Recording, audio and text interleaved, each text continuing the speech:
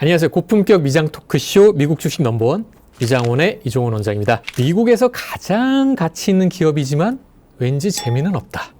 투자자들 사이에서 마이크로소프트는 최근에 이렇게 회자되곤 하는데요. 하지만 알고 보면 진짜 재미있는 찐재 기업일 수 있다. 이런 얘기도 있습니다. 에셋플러스 자산운용 고태훈 본부장, 인모스트 투자자문 장재창 대표, 오늘 두 분 모시고 MS의 숨겨진 재미를 탐구해 보도록 하겠습니다. 안녕하세요. 네, 안녕하세요. 안녕하십니까.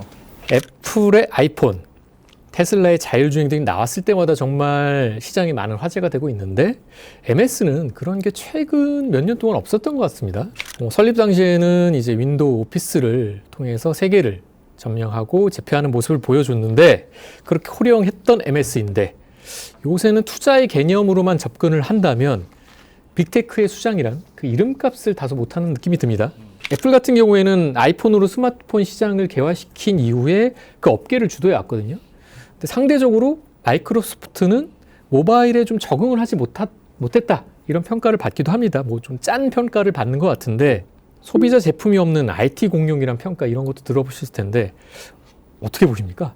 저부터 말씀을 드리면 일단 마이크로소프트라는 기업 자체를 모르시는 분은 없을 것 같습니다. 사실 이게 개인마다 차이가 있을 것 같은데요.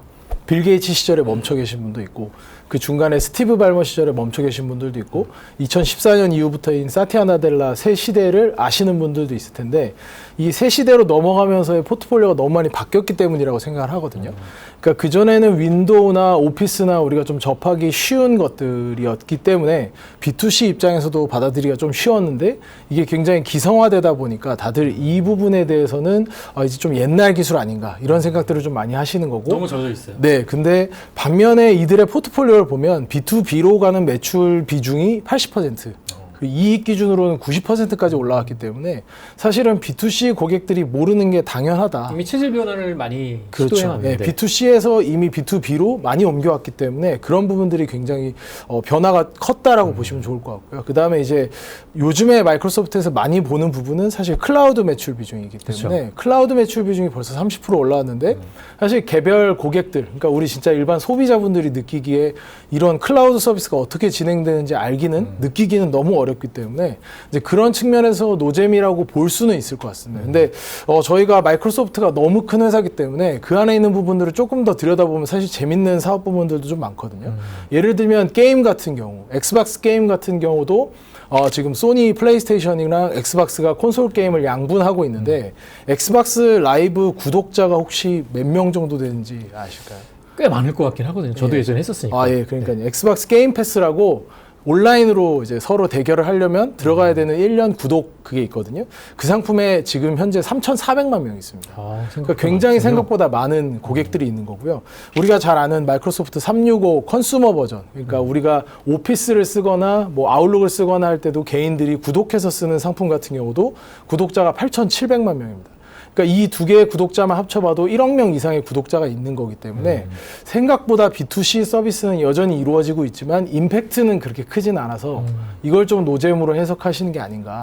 그리고 사실은 뭐 그 투자자분들은 수익률이 굉장히 드라마틱하게 올라가는 기업은 아니고 계속 조금씩 올라가는 기업이다 보니까 좀 재미없어하는 부분이 있지 않나라는 생각이 좀 듭니다. 다른 뭐 빅테크 M7 기업들하고 비교도 많이 되는 네. 그런 모습이었고요. 최근 몇 년 동안.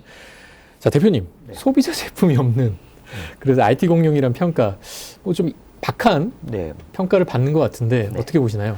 저희 같은 회사는 주로 주도 업종 투자를 위주로 합니다. ETF를 활용해서 그러다 보니까 이제 조금 길게 보면 지나간 한 40년 동안에 그 시총 1위 기업들의 변화가 있어요.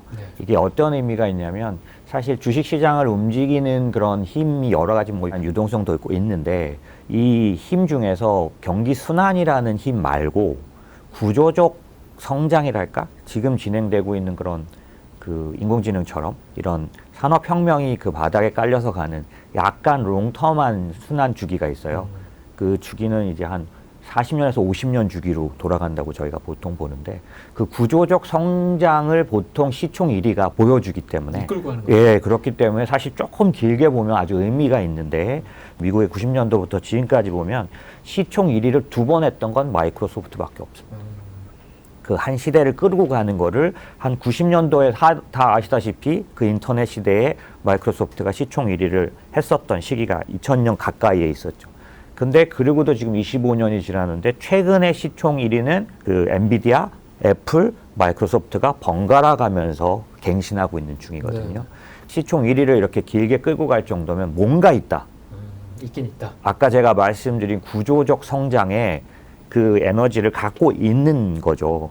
사실 만약에 제가 투자자라면 지금 막 열광적으로 올라와 있는, 그러니까 핫하니까 당연히 뉴스도 많은 팔란티어나 뭐 이런 쪽들을, 테슬라는 항상 뉴스를 몰고 다니니까 하는 것도 좋은데, 뒤집어 생각하면 그 주식은 많이 올랐다, 엄청나게 올랐다라는 거고, 당연히 많이 올랐다고 해서 계속 내려간다는 뜻은 아니지만 장기적으로 내가 좀 안심하고 가져가는, 조금 전에 마이크로소프트처럼 뉴스를 타지는 않지만 이 시대를 이끌고 가는 의미가, 지금 이 순간도 역사상 최고가에 가 있고 몇 년째 시총 1위를 노리고 올라갔다 내려갔다 하는 기업이라면 거기에는 틀림없는 의미가 있기 때문에 약간 장기 투자자라거나 자주 사고 팔지 않는 사람이라면 좀 더 좋은 대상이 아닐까? 저는 그런 느낌입니다. 네, 알겠습니다. 마이크로소프트 계속해서 좀 꿀잼 포인트를 찾아보도록 하겠습니다. 23년 말쯤이었나요? 이 마이크로소프트가 그 AI 스킬 이니셔티브로 AI 기술 격차 해소를 좀 활발히 해보겠다, 이렇게 천명을 한 적이 있었습니다. 자, 테크 기업에게 혁신은 굉장히 중요한 요소일 텐데 MS가 최근 한 2, 3년 동안은 상대적인 거긴 하지만 기대감을 갖게 하는 이벤트나 뭐 신기술 어떤 발표라든가 어떤 지표, 그리고 특행할 내용이 좀 없었던 것 같아요. 다른 여타 기업에 비해서. 꾸준한 실적 뭐 다 좋은데 좀 다 만들어 놓은 걸 관리만 잘하는 기업이 아니냐, 좀 이런 시선도 있거든요. 어떻게 보시나요? 예, 그 다 만들어 놓은 것들을 관리를 잘해온 것도 사실인데 그 위에 얹어지는 것들을 생각해 볼 필요가 있습니다. 예를 들면 대략 한 7, 8년 정도 전부터 빠르게 성장해왔던 사업부가 애저라는 이제 클라우드 서비스 프로바이더의 하나의 역할을 하는, 이 클라우드 서비스가 마이크로소프트에는 사실 없었던 거거든요. 그러니까 우리 PC 시대를 상징하는 게 온프레미스라고 해서 CD 넣어서 설치하는 그 방식의 설치 방식으로 모든 패키지들이, 모든 소프트웨어들이 팔렸다면 그걸 클라우드로 넘어가면서 전환하는 시기에 마이크로소프트도 그 전환을 가져갔고요. 네. 그 전환을 가져가면서 애저라는 비즈니스 사업부를 굉장히 키워가면서, 이게 사실 이 큰 기업이 매년 성장률이 뭐 70%, 80% 이 정도가 나왔고 최근 분기에는 성장률이 아직도 35% 나오는데, 이게 클라우드 서비스 시장에서 점유율이 벌써 30% 이상인 기업이거든요. 근데 이 정도 사이즈의 기업이 계속 성장을 하고 있기 때문에 사실 관리만으로 이 정도로 간다라고 이야기하기는 좀 어려운 것 같고요. 그거 자체도 쉽지 않을 예, 그것도 굉장히 쉽지 않은 부분이고요. 그리고 이제 한 2, 3년 전으로 돌아가 보시면 오픈 AI가 챗GPT를 발표를 했을 때 마이크로소프트는 지분 투자를 강력하게 진행을 하면서 AI 분야에서도 이걸 적극적으로 활용하기 위한 이제 사실 이니셔티브를 좀 했었고, 네네. 그리고 코파일럿이라는 것을 내놓으면서 오피스나 마이크로소프트 365 서비스 쓰고 계신 분들은 사실 그 코파일럿 옆에다 띄워놓고 바로바로 질문을 한다거나 에이전틱하게 쓸 수 있는 부분들이 있기 때문에 요즘 기술적인 부분들은 다 따라가고 있지만, 이게 아까 이제 대표님께서 말씀하셨던 것처럼 뭐 일론 머스크처럼 뉴스를 몰고 다닌다거나 팔란티어처럼 어느 세상의 큰 문제를 갑자기 해결한다거나 이런 포인트가 없다 보니까 확 이제 후킹하는 면이 좀 없어서 그런 거지, 사실은 최근에는 발표하는 흐름들은 이 테크 업계를 주도하는 흐름들이거든요. 네. 대표님, 일부 투자자들이 여전히 그래도 기술주인데 기술주 치고는 너무 재미가 없다, 뭐 이런 얘기를 하고 싶다. 물론 계속 말씀드리지만 이게 상대적인 거죠. 그러다 보니까 상대적으로 아까 말씀하셨던 것처럼 안정적이기는 하다, 또 이런 이미지도 갖고 있거든요. 그렇죠. 동전의 양면 같은 포인트라고 저는 보는데, 투자하긴 그래도 노잼이다, 네. 뭐 이런 부분에 대해서는 좀 동의하실 수 있으실까요? 지금 많이 오르고 있는 것들이 얼마나 더 장기적으로 오를지에 대한 부분으로 보면 마이크로소프트가 좀 훨씬 안정적이고 훌륭하다. 보통 시총 1위는 잠깐 하는 그런 게 아니라 10년씩, 그러니까 한 최소한 5년씩 이렇게 끌고 가기 되게 때문에 오래 먹죠. 네, 실제 이 인공지능이 이끌어가는 구조적 성장에는 큰 단계가 있다라고 저희는 보는데, 그게 뭐냐면 인터넷 시대에 가져갔던 것처럼 비슷해서, 그러니까 90년대로 돌아가 보면 처음에 인프라 기업이 먼저 굉장한 수익을 내게 되니까, 그 당시로 보면 시스코입니다. 예, 그 시스코가 엄청난 주가를 국가하다가 기술혁명에서 인프라가 끝나고 나면 그 다음 단계는 뭐냐면 사실은 B2B, 지금으로 말하면 엔비디아, 예, 지금 잘 보시면 미국 시총의 21%를 소프트웨어 업종이 가져가고 있어요. 그럼 이 소프트웨어 업종은 대부분 다 인공지능 소프트웨어고 거기에 가로치고 뭐라고 써야 되냐면 B2B라고 쳐야 합니다. B2B. 예. 아까 말씀드린 기술혁명은 반드시 인프라가 먼저 오르고 B2B 하드웨어가 오르고 그 다음에 B2B 소프트웨어가 오르고 그 다음에 B2C 소프트웨어가 오릅니다. 그러니까 이 전반에 걸쳐서 수익을 내는 마이크로소프트는 지속적으로 시총 1위를 가져갈 힘을 갖고 있고 이게 보통 일은 아니죠. 왜냐하면 이 분야를 다 가지고 있다라고 하면 이제 뒷부분에 B2C 얘기가 나오겠지만 마이크로소프트는 B2C 시대에도 돈을 벌 수 있는 걸 갖고 있거든요. 그래서 그런 면에서 지금 제가 말씀드리는 요지는 뭐냐면 이 핫한 뉴스는 안 나오는 이유가 기본적으로 뭐 어떤 기술 개발 이런 걸 하고 있지는 않지만 지금 기술혁명을 이끌어가는 인프라 하드웨어 기업에서 이제 B2B 하드웨어에 관련돼서 마이크로소프트는 아주 깊숙이 의미를 갖고 있다라는 거고 이게 이제 B2C까지 가게 되는 과정에서도 이제 나중에 말씀드리겠지만 마이크로소프트는 그 안에 B2C와 직접 연결된 뭐 오피스 365는 B2B라고 봐야 하나요? B2C라고 봐야 하나요? B2C가 쓰는 거를 지금 B2B로 제공하고 있는 거잖아요. 말 그대로 각자 직원이 자기 개인적으로 할 수 있는 부분이니까 각각 쓸 수 있으니까 이런 것들로 봐서는 마이크로소프트는 지금 두 번째 단계인 B2B 하드웨어에 관련해서 소프트웨어로 넘어가는 아까 제가 시총 그 대부분을 지금 소프트웨어 업종이 끌어가고 있는데 그런 면에서도 대표적인 기업이다. 보이지 않지만 엄청난 매력을 갖고 있기 때문에 투자에서도 참 좋은 포인트 아닐까라고 생각하는 거죠. 그렇군요. 자, MS 하면 떠오르는 게 아직도 그 엑셀, 워드, 파워포인트 이런 거잖아요. 그래서 이런 고정관념들이 있는데 이러한 부분이 계속해서 이제 진보하고 이제 발전하고 있음에도 불구하고 여전히 과거 이미지에서 벗어나지 못하게 하는 단초가 되는 것 아닌가 이런 생각이 드는데요. 이런 이미지를 좀 바꿀 수도 있을까 하는 기대감을 좀 가질 수 있을까요? 네, 요거는 저희가 AI 시대의 지금 변화에 대해서 좀 살펴보면서 말씀드리는 게 좋을 것 같은 게 그러니까 3년 전에 챗GPT가 처음 나왔을 때는 모두가 다 이 파운데이션 모델, 랭귀지 모델에 대해서 굉장히 관심을 가졌는데 그게 발전을 해서 에이전틱 AI, 그러니까 소프트웨어로서 우리의 업무를 도와주는 쪽으로 발전을 했고 그게 지난 한 2, 3년간의 발전이었습니다. 그리고 그 다음으로 넘어가는 게 이제 피지컬 AI 영역으로 넘어가는데 요건 좀 뒤에서 또 말씀을 드리면 일단 그 에이전틱 AI 측면에서 마이크로소프트가 할 수 있는 포텐셜이 굉장히 많다는 건데 우리가 알고 있는 오피스 365도 지금은 마이크로소프트 365로 넘어가 있는 게 뭐 저희가 코로나 시기에 많이 썼던 줌 같은 거를 대체하는 팀스라는 그런 이제 화상회의 프로그램이라든지 팀이 협업을 할 수 있는 그런 협업 소프트웨어 플랫폼 이라든지 뭐 아웃룩이라든지 굉장히 다양한 것들을 제공을 하고 있거든요. 그 마이크로소프트 365 안에서 제공하는 것들이 굉장히 많고 그 안에 머무는 고객들이 굉장히 많다 보니까 사실 에이전트로서 들어와서 도와줄 부분들이 너무나 많습니다. 그래서 그 옆에 바로 코파일럿이 붙어서 그에 대해서 조금 더 요금을 올린다든지 할 수 있는 여지는 충분히 있기 때문에 이게 그냥 단순히 뭐 오피스 회사라기보다는 완전히 나의 비서로서 일하는 사람들의 모든 사람들의 비서로서 작동할 가능성이 충분히 있다라고 보시면 좋을 것 같고요. 오피스도 이제 에이전트로 성장할 수 있는 게 아까 말씀드렸던 B2C 고객이 9천만 명인 거고 그 다음에 이제 아직 그 마이크로소프트가 이걸 정확하게 밝힌 적은 한 번도 없는데요. 마이크로소프트 365 커머셜 고객이 있거든요. 기업 고객 대상.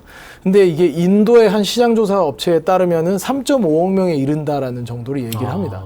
그러니까 사실은 기업에서 우리가 다 쓰고 있기 때문에 숫자가 어느 정도인지는 마이크로소프트만 알고 있을 텐데 마이크로소프트가 실적 발표를 할 때마다 전년 대비해서 얼마나 성장을 했는지 이야기를 하는데 매년 성장이 나오거든요. 그러니까 이 시트 성장이 계속 나온다는 것 자체가 B2B로서도 효용이 계속 늘어나고 있고 새로운 사용자도 들어오고 있고 B2C 쪽도 계속해서 구독자가 늘어나고 있다는 측면에서 에이전틱 AI를 붙일 만한 그 기반이 굉장히 잘 닦여 있기 때문에 이게 근데 그렇게 빠르게 갑자기 나타나진 않을 겁니다. 우리가 갑자기 어떤 업무에서 이걸 썼더니 너무 혁명적이다 이런 식으로 나타나지 않고 오늘 하루 좀 써보면서 익숙해지고 점점 신압으로 익숙해지면서 나중에는 구독 요금을 안 낼 수 없는 상태가 되는 락인되게 하는 그런 게 이제 마이크로소프트 비즈니스 모델의 특징이다 보니까 이게 뭐 아주 재밌는 포인트까지는 안 될 수도 있지만 지속 성장하는 포인트에는 너무 적합하지 않나라고 생각을 합니다. 사실 마이크로소프트 같은 성향의 회사를 되게 좋아하시는 투자자분들 있을 것 같고요. 그래서 원래 잘하던 거를 계속 잘하는 것 자체가 쉽지 않은 일인데 마이크로소프트 얘기하면 또 구글 얘기를 또 안 할 수가 없을 것 같은데 사실 이 두 기업은 뭐 기본적인 철학부터 다른 기업인 것 같습니다. 또 AI 에이전트 도입 전략의 차이를 보면은 각 기업이 생산성을 바라보는 좀 철학적 접근 방식의 뿌리를 서로 두고 있는 것 같은데 한때 기술업계 최고의 브로맨스로 불리던 MS와 오픈 AI의 동맹. 지난 1월로 계약이 종료가 됐죠. 그리고 오픈 AI는 새로운 파트너로 구글을 선택을 했습니다. 이 두 기업이 왜 손을 잡았다고 보십니까? 뭐 엄청나게 뭐 다른 이유를 찾는 게 오히려 안 맞을 거라고 생각하는데요. 독점이라는 방식이 각자가 유리하지 않다라고 서로 다 인식한 거 아니겠냐라는 거죠. 구글과 오픈 AI는 지금 현재 가장 첨예화된 비즈니스에서의 최고 경쟁자죠. 근데 이 둘이 조합이란 건 사실은 어떻게 보면 잘 납득이 안 되는 조합인 거죠. 그럼에도 불구하고 이유를 댄다면 오픈 AI가 마이크로소프트와의 독점을 깨고 이쪽을 열었을 때 마이크로소프트도 얻는 게 있고 오픈 AI도 얻는 게 있고 구글도 얻는 게 있는데 기본적으로 각각 얻는 것들이 있는 그런 비즈니스 관계이기 때문에 이게 뭐 아주 이상하게 볼 그런 이유는 잘 없는 것 같고요. 기능적인 면에서 보면 실제로 오픈 AI 같은 경우에 갖고 있는 그런 한계들을 이제 벗어나기 위해서 뭐 여러 가지 프로젝트를 지금도 진행하고 있잖아요. 예를 들면 소프트뱅크와의 스타게이트도 예정돼 있고 막 예정돼 있는데 이런 것들은 다른 분야로 진출하기 위해서 자기들이 기본적으로 가져갔던 사실 오픈AI가 비즈니스 모델에서 보면 제너레이티브 AI 쪽에서는 단연 최고였지만 지금 인공지능은 에이전트 AI로 가고 있고 또 심지어는 피지컬 AI로 가고 있기 때문에 이런 부분들을 계속해서 추적하고 거기서 독점적인 어떻게 보면 아주 우월한 지위를 가지려면 본인이 가졌던 그런 힘만이 아니라 제휴에 의한 아까 스타게이트도 마찬가지인 것 같고요. 그러니까 이렇게 해나가는 게 오픈AI한테도 제일 중요할 텐데 그런 면에서 구글은 또 다른 그 조합이 될 수 있으니 열어놓은 것 같고 그럼 마이크로소프트는 뺏긴 거냐? 저는 그 이유를 아까 말씀드린 에이전틱 AI로 넘어온 그런 단계 때문이라고 저는 생각합니다. 네. 예, 처음에는 그 기본적으로 오픈 AI의 최고의 성능이 그 시장에서 중요했던 것 같아요. 그래서 이미 마이크로소프트는 오픈 AI를 독점함으로 해서 누릴 수 있는 그것들은 많이 누렸다. 예, 왜냐하면 이번에 구글이 오픈 AI하고 그 협업하면서 뭘 이제 제일 내세우냐면 오픈 AI도 우리 인프라를 쓴다. 그런 거죠. 네. 그러니까 지금 왜냐하면 클라우드 중에서는 3위 업체잖아요.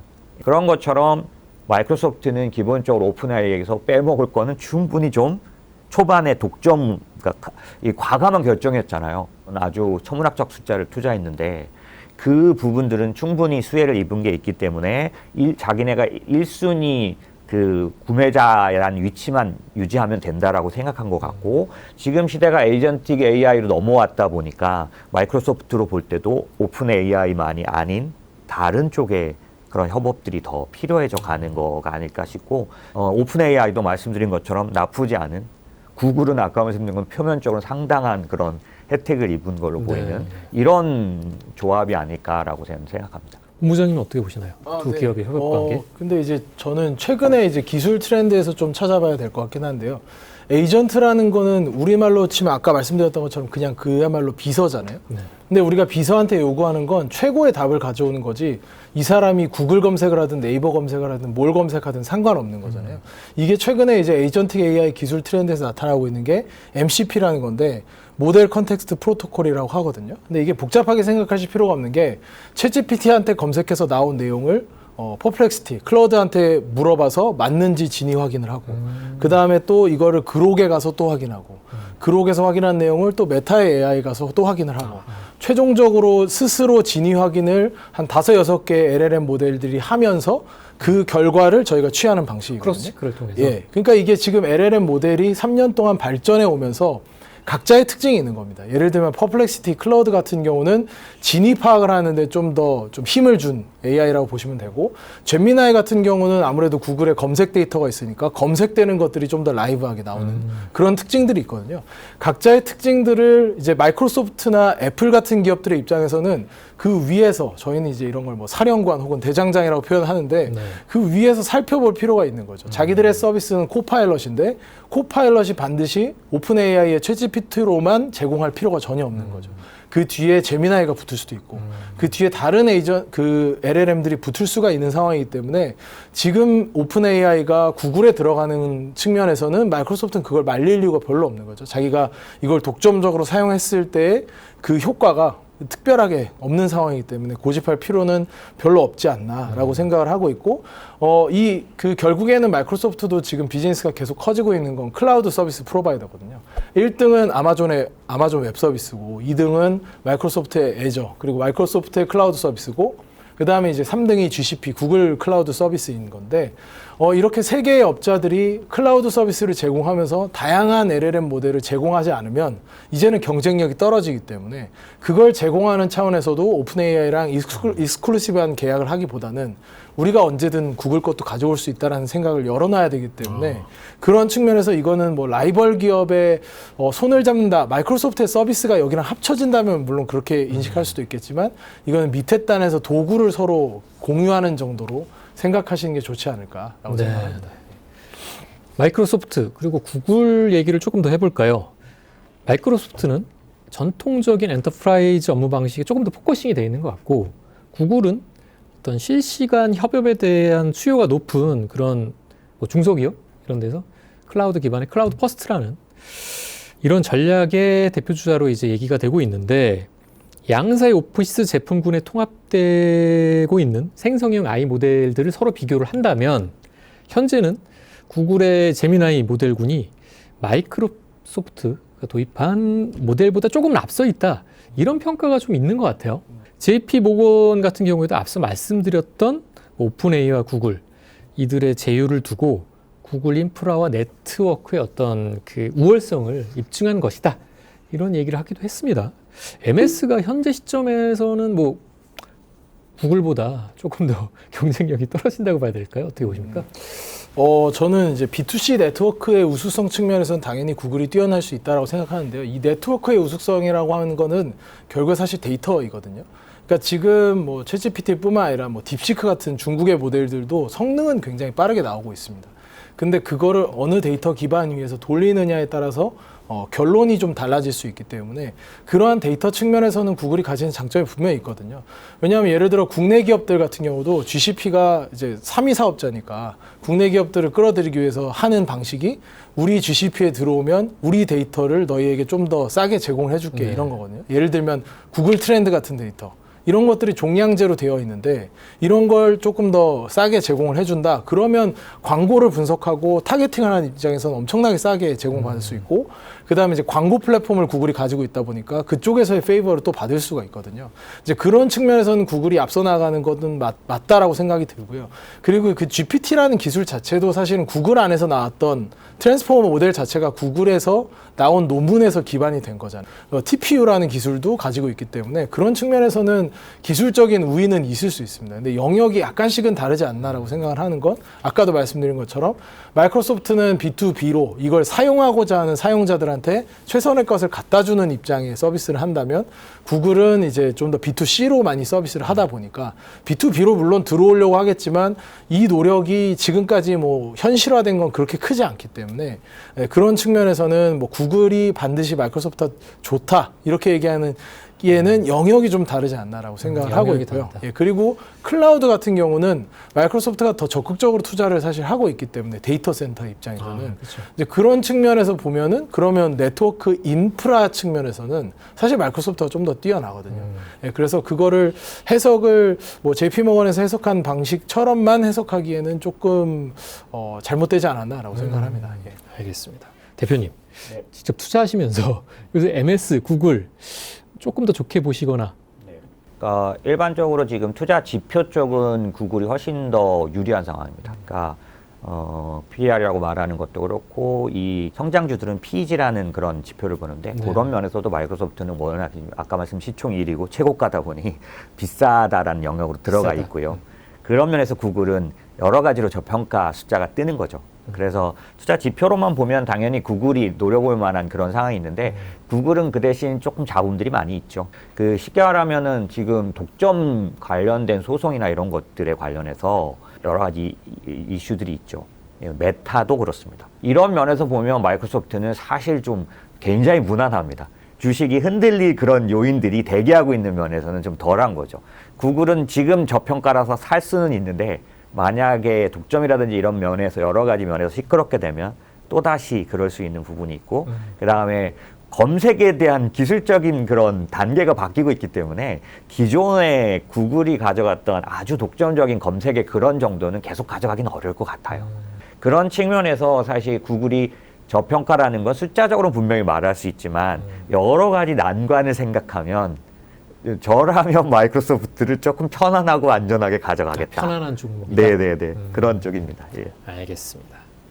마이크로소프트 인공지능 에이전트가 이제 사용자를 대신해서 웹사이트를 뭐 크롤링하거나 뭐 일부 업무를 수행하는 그런 개방형 에이전트 앱을 미래 어떤 핵심 사업으로 제시를 했는데 이번에 오픈 AI와의 결별을 통해서 MS가 좀 위기에 봉착하는 거 아닌가라는 생각이 들기도 하는데 MS의 현재 위기와 기회 어떤 걸로 보시나요? 네, 아까 말씀드린 것의 연장선인 것 같습니다. 그러니까 위기의 요인은 좀 확실하죠. 오픈 AI와 어느 정도는 거리를 두는 상황으로 갔는데 오픈 AI의 챗GPT가 압도적인 성능으로 전체 시장을 석권할 가능성. 그러니까 결국에는 어떤 특정 모델이 시장을 장악할 가능성에 대해서 위기라고 판단할 수 있는데요. 사실 그러기는 쉽지는 않은 상황입니다. 왜냐하면 지난 구정 연휴 때 저희한테 충격을 줬던 게 중국의 딥시크 모델이잖아요. 네. 예, 그런 것처럼 사실 전 세계에서 굉장히 빠르게 이런 LLM들이 나오고 있기 때문에 오픈 AI가 이걸 다 주도한다라고 이야기하기는 사실 좀 어려운 거고요. 초반에도 말씀드렸던 피지컬 AI 쪽에서는 또 완전히 다르거든요. 지금 엔비디아나 테슬라가 주도하는 피지컬 AI의 인공지능은 또 다른 영역이기 때문에 어느 한 기업이 인공지능 기술을 딱 주도한다라고 얘기하기 어려운 상황이라면 위기 요인은 위기로 저희가 계속 관찰은 해야겠지만 심각하게 바라볼 것은 아니다라고 저는 생각을 하고요. 네. 기회 요인은 결국 이거를 다 활용할 수 있고 최종적으로 소비자랑 접점을 마이크로소프트가 유지를 하고 있다면 기회가 될 수 있다는 거죠. 이 돈을 결국 마이크로소프트가 받아서 그 다음 사업자한테 줘야 되는 거라면 마이크로소프트 입장에서의 마진 컨트롤이 훨씬 더 여유가 있을 거기 때문에 왜냐하면 뒤에 모델들이 써보시면 아실 거예요. 요즘에 오픈 AI 같은 경우도 ChatGPT도 비싼 모델을 쓰더라도 근데 생각보다 그렇게 많은 요금을 저희한테 차지를 하지 않습니다. 그러니까 많이 저렴해졌어요.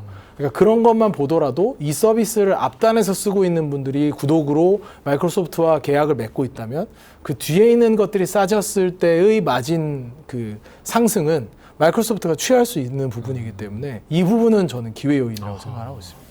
어쨌든 결론적으로 기회 요인이 더 많기 때문에 네. 계속해서 트래킹할 여지가 네. 있다. 네. 이런 말씀이신데 대표님 투자자 입장에서 봤을 때 현재 뭐 리스크 요인이 있을까요? 기회 요인 같이 좀 들여다본다면 어떻습니까?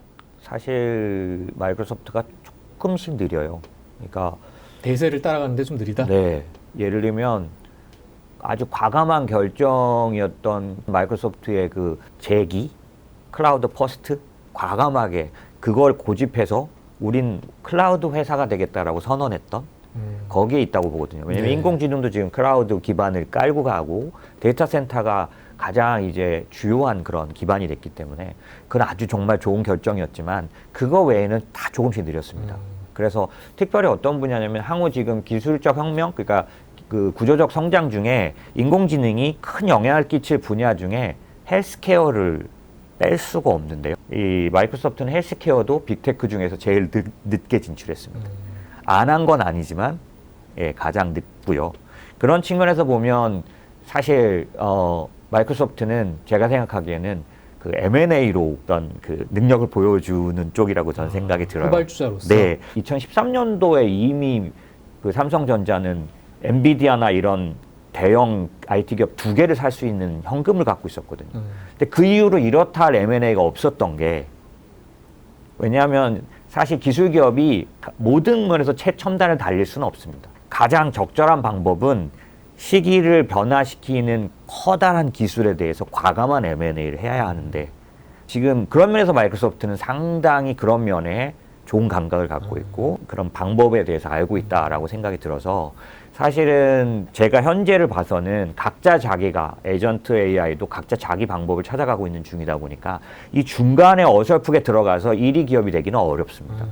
그런 면에서 뭐가 됐든 에이전트 AI가 나왔을 때 그 수혜자가 될 수 있는 그 코파일럿이라든지 MS 그 365라는 이런 거 갖고 있기 때문에 실제로 요 기반을 갖고 있는 마이크로소프트로서는 중간 기술에 마구 들어갈 이유가 잘 없어 보여요. 사실 거의 최종적인 단계에 갔을 때 커다란 M&A로 자기와 접목시키는 게 훨씬 더 유리해 보이기 때문에 제가 생각하기에는 지금 기술이 빨리빨리 안 나온다는 이들에게 있어서는 큰 의미가 없는, 아까 제가 삼성전자를 말씀드렸지만 지나간 10년 이상 삼성전자가 기술적으로 그럼 퇴보했냐? 그건 아닙니다. 아닌데 세상이 변했는데 그거에 대해서 충분히 대응하기 위해서는 큰 기업일수록 M&A 밖에는 방법이 없다라고 저는 생각하는 면이라서 오히려 마이크로소프트가 더 상당히 지혜로운 행보를 가져가는 게 아니겠냐라고 생각하고 있습니다.